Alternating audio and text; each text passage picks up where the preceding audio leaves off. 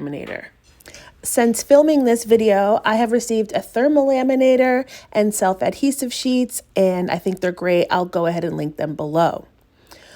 So here, after I glue the page to the product, you can see that the cardboard is slightly bigger than the book page, and that's because I pre-cut my pages before staining them. Next time I won't do that, and I'll be able to cut down on all of this fussy cutting you see me doing here. So tell me down in the comments any tutorials or DIYs that you guys are interested in seeing. I love paper crafting and I'm trying to use up some of my paper stash this year. So definitely stay tuned for more fun planner DIYs coming up. Now you can go ahead and stop here if you want. This will work as a bookmark. It's beautiful. But me being me, I always have to go a step further. So I'll be using a 1/4 inch hole punch to put a hole for the ribbon, and I'll be rounding the corners.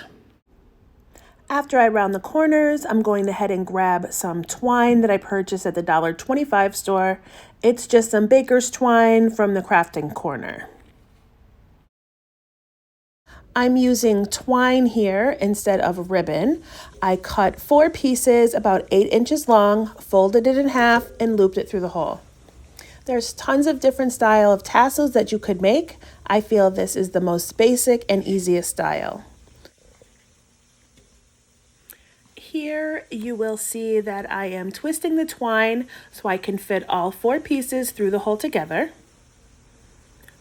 It's a little fiddly, but I figured it out. Next, you'll just trim the tails of your twine. And I'm just making sure that everything's lining up.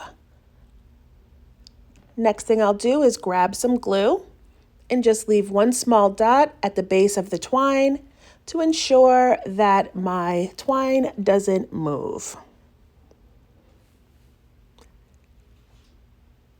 And there you have it.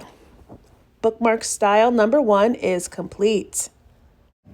Let's go ahead and take a look at style number 2. I'll be using K-cut packaging, scrapbook paper, and more twine. Here, I'm just trying to decide which part of the packaging I want to showcase on my bookmarker. And that obviously didn't take me a long time because I'm loving the Cafe Bustelo. Now it's time for me to go ahead and trim, get everything even just the way I like it. So I have a quick question while this is going on. Do you guys have any other hobbies besides planning or paper crafting? Because I really love to read. I don't always get a chance to read a physical book, but I'm definitely always listening to audiobooks. So ripping this book up hurt my feelings a little bit, but it was $1.25. I bought 2 copies and donated one, and I read this one before I started ripping it up. So now I can take this story with me everywhere I go, and I can also share it with my friends. Here, I'm just trimming up the scrapbook paper to make sure everything matches up. So when I glue these pieces together, they look good. For some reason, my phone did not record me adding the glue to the back of the scrapbook paper, but it's the same as in the first DIY.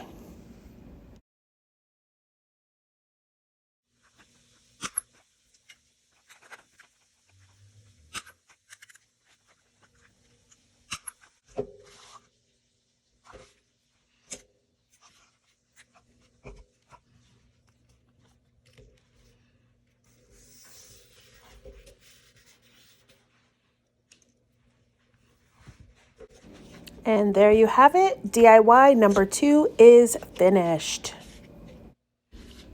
Now on to DIY style number 3. I'll be using some scrapbook paper for the front and the back, but please feel free to use 2 different style pages or make the book page and the scrapbook page the exact same size. I want my book to have a more worn and torn look, so I am just eyeballing things here to see where I should go ahead and start ripping the page. While I rip, I always hold the page with my left hand and then I rip towards myself with the right. As you can see here, it gives the edges a nice tattered look. I go ahead and continue to rip all 4 sides of the page. And here you will see how the edge has no words, so I'm going to make sure that I flip that over so that the entire page is filled with words. I'm checking the size here, and I end up deciding to rip another inch or so off at the bottom. However, if you continue to watch, you will see I should have trimmed the scrapbook paper as well, as it barely ends up fitting inside my lamination pouch. But you live and you learn. Go ahead and add glue or double-sided tape to attach the book page to the front of the scrapbook page. And just like before, you could stop here, you could laminate, punch a hole for a ribbon, but I'm gonna keep going.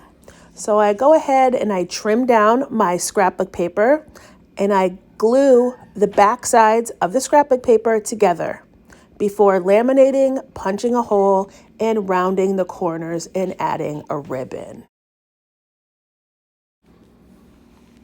As you can see, I obviously do not glue the pages together. I double side tape them together because I will be adding a lamination pouch, so there's no need to glue it.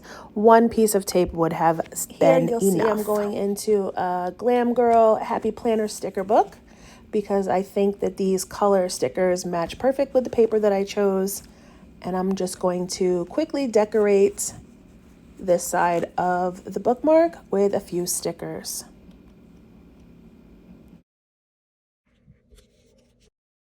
And now I will just be using one of the lamination sheets that I had gotten at the Dollar Tree. Like I said earlier, I now have bigger ones, so this isn't going to be a problem.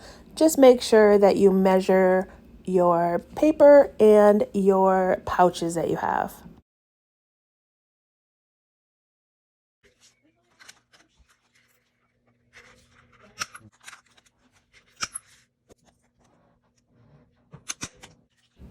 Here I am adding some gold ribbon that I picked up at Michael's last week. It's got some wire in it so it sends up straight, and I think it'll be perfect in a book or a planner. And there you go. Your bookmark is all set up, and here are the projects we made today, and here are a few of the projects that I made before these to practice. If you have any questions, go ahead and leave a comment down below. As always, thank you so much for watching. Please like, subscribe, and share. Have a good day.